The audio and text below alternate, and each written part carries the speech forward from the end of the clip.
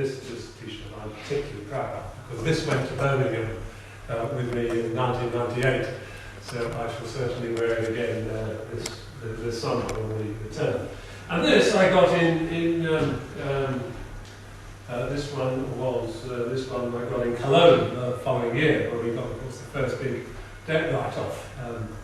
But I've also been involved to Fisher from the IMF.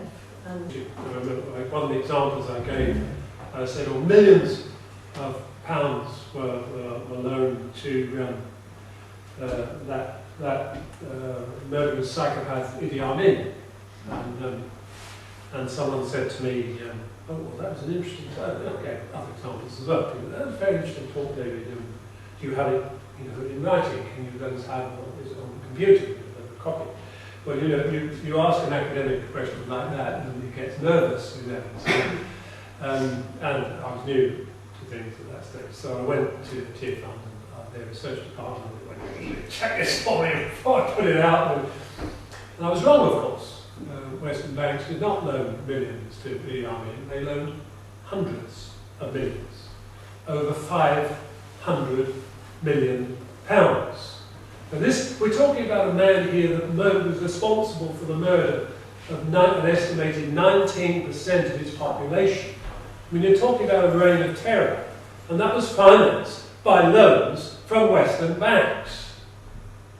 I mean, that helped to keep him in power. It provided the means for him to continue his reign of terror. And of course, eventually he went belly up. And then interest rates went up from 7% to 20%, and that was President Reagan's fault, the economics. And the price fell out of Uganda's coffee exports, halved. I mean, so it was impossible. But nevertheless, the debt is still there. It was inherited by subsequent governments, including even when plenty wrong with the government of Uganda now, but it is out of all recognition better than that. Now, of course, that is one of the countries for whom we've got the great majority of its debts housed. Does nobody have any put any restraint on the banks? Or have governments got no control over what, if it were in a personal situation, would be regarded as irresponsible? No, there isn't. Of course, that's what we want. We want a proper system, a proper independent arbitration system that would take into account whether or not the loans were made in a proper prudence. I mean, you get it sometimes, don't you, in the newspapers? You get someone who is perhaps mentally incapacitated, living on bare benefits, and they've been loaned £50,000, some bizarre thing, And of course, there was a big embarrassment for the bank concerned, and they have to write it off, of course, and no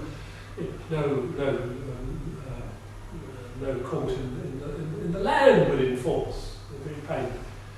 But we don't have anything like that internationally, and yes, we do need that. Of course, to end the debt crisis once and for all, we actually need a proper write-off system, a proper consideration. We can't always see 10, 20 years down this terrible millstone to continue, because we can't fully see what will happen if it is really taking the lives of millions and ruining the lives of hundreds of millions.